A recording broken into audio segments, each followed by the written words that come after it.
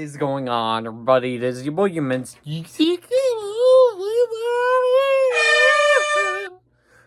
Back at it with another review. And today we are going to be starting a brand new review series. And that is the Final Destination review series. Building up to the newest film, Final Destination Bloodlines, which I'm seeing Thursday. And then I'm going to be reviewing Friday. And this will all be culminating in a big ranking of the 6 movies. Why did I say big? I don't know, because there's not that much. But before we get into actual beginning of the review itself, guys, don't forget to subscribe if you're new to the channel, because I'm absolutely random duels may be help with YouTube algorithm and recommend the video to more people, and maybe they could join. You can feel free to comment your thoughts on the first Final Destination down below. But with that being said, guys, let's grind to and before going to let's give a quick plot synopsis of the movie, shall we? So transition into Zamia. Alex Browning is embarking on a trip to Paris. Alex experiences a premonition. He sees the plane explode moments after leaving the ground. Alex insists that everyone get off the plane, and 7 people, including Alex, are forced to disembark. All watch as the plane actually explodes in a fireball. He and the other survivors have briefly cheated death, but will not be able to evade their fate for very long. One by one, these fugitives from fate fall victim to the Grim Reaper.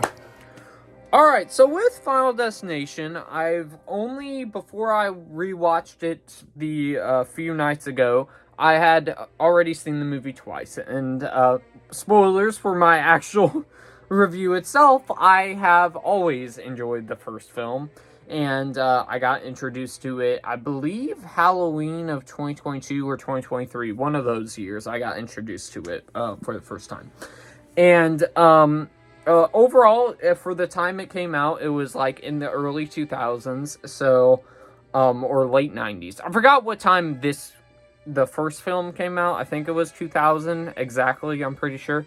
But overall, it was a very, very interesting concept for a horror movie, because horror movies mostly for the time had either been creature features, exorcism movies, slashers, which is probably the most common one for the time, and yeah, this basically had passed the era of like Scream, Urban Legend, and I Know What You Did Last Summer with those type of slashers.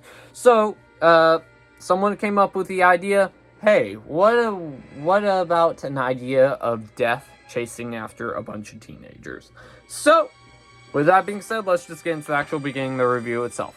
And starting off with the good in here, and probably the best one of the franchise, I think this by far has the best cast of characters. It definitely has also probably the most recognizable cast here, where you have Devon Sawa, which of course, legend in the horror community. And speaking of legends in the horror community, how could we not mention the great Tony Todd, rest in peace, who's making his last appearance in the most recent film. Then you also have Ali Larter, who you might recognize from Saw X as Claire in here. As well, it is the most, like, probably out of the whole entire movie franchise, I think it is the characters' names that you'll remember the most, because how memorable they are, unlike some other movies later on in the franchise. But yeah, as I said before, Devon Sawa's character is great as Alex. Also, you have Ali Larter in here as, I think it's Claire. Yeah, it's Claire. That's how you pronounce her name, I'm pretty sure. Which, she's also acted very well as well. So I think all the acting from top to bottom is quite good as well. And the cast of characters I did, pretty much enjoy as well. You also have, I've never watched the American Pie movies, but you have the guy from those movies in here, Sean William Scott. I think that's the actor's name, but I don't know the character's name. But he's in here as well, so doing something a little bit different from the comedy genre. So he's in here. Another positive in here is the opening premonition, which common thing with this franchise is its opening premonition. So for this one, you have, of course, the airplane sequence. The second one has the traffic jam sequence. The third one has the roller coaster sequence. I haven't seen 4 or 5, so I don't know what type of sequence those are, but we'll see when we eventually watch those movies. But the opening premonition here is a great way to start off this franchise, with the whole entire plane explosion, and then it's all of a sudden not being real. Then Alex gets everyone off the plane, then deaths after them. That was overall a very good opening premonition, and also all the little teases as well, like that something isn't right here. I always thought that was cool too. Another thing you always come for the Final Destination movies for is the kills. And as for the first film, yes. The kills do certainly deliver, whether it's the opening kill of Todd, or the kill of Billy, or the kill where Terry gets run over by a freaking bus. It does deliver in that aspect. For the horror fans that love your carnage candy, you certainly do get it in here. And this is way before the franchise went super CGI with the kills, because there's some ones that are still practical in here. Another thing in here as well, I talked about it earlier, with the whole entire interesting concept of death chasing after people. And this was an interesting concept for the time, because I don't think any other movies had done this before. So overall, it's just an interesting concept for their franchise. So definitely another positive, great idea, whoever came up with that. Extra score for you. Another good in here, the music. And I'm not talking about the soundtrack. I'll talk about that a little bit later. But the music in here for the franchise is definitely unique as well.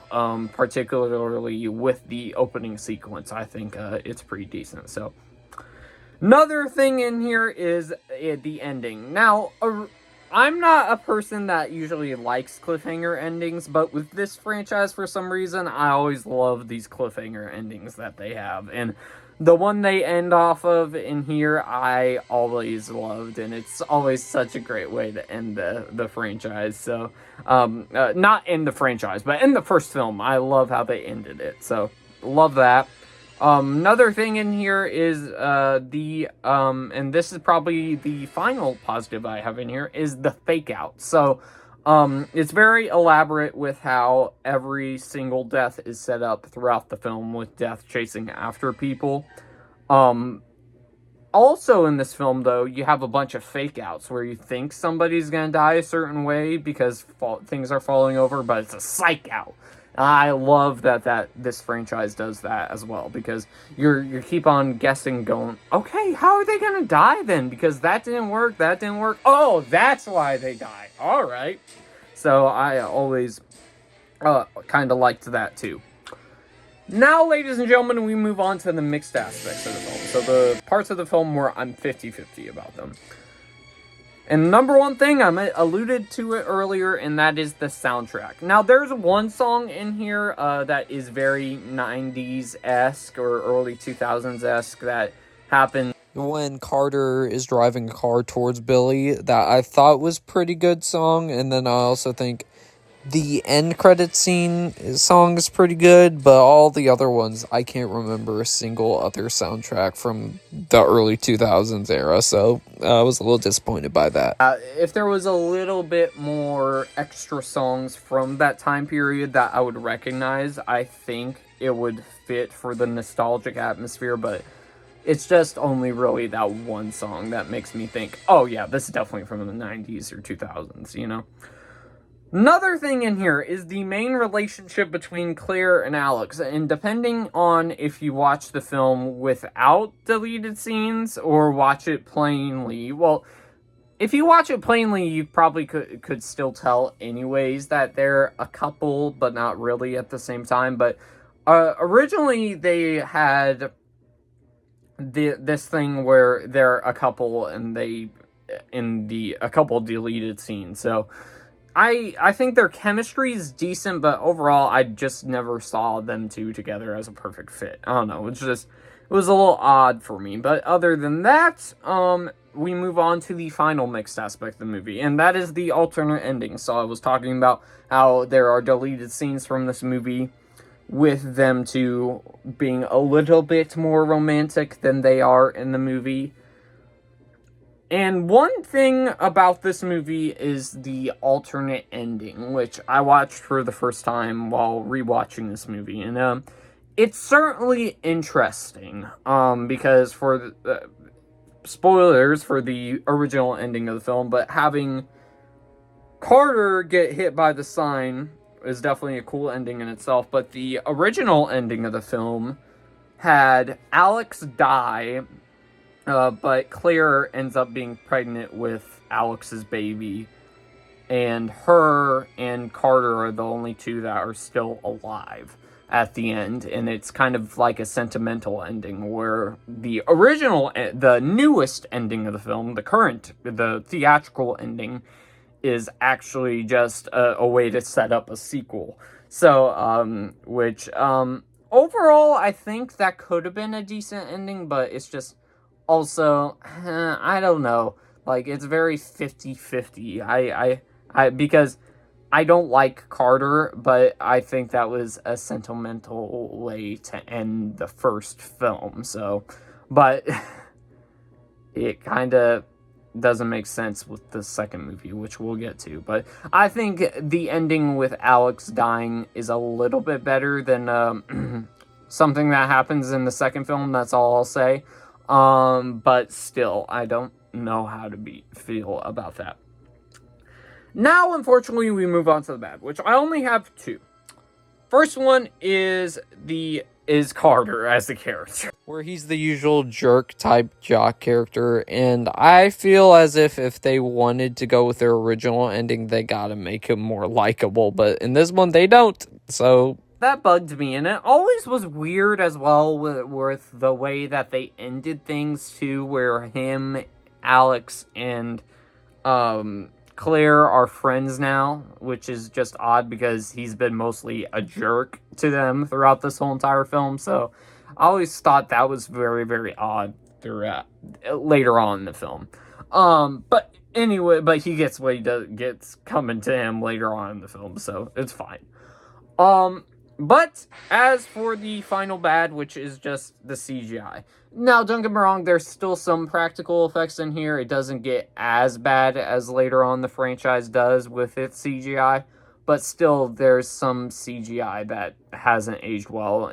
Particularly with the other premonition sequences where Alex sees stuff in, like, mirrors and stuff.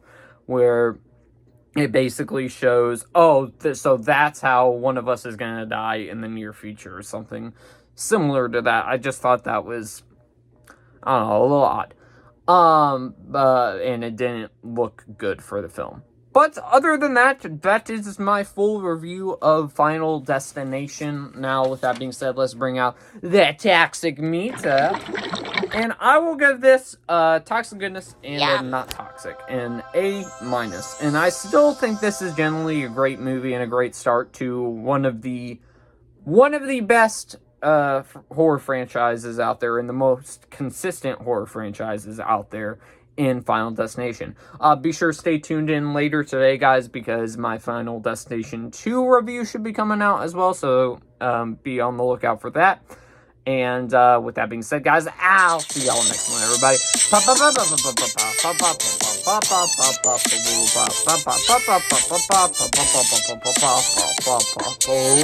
out.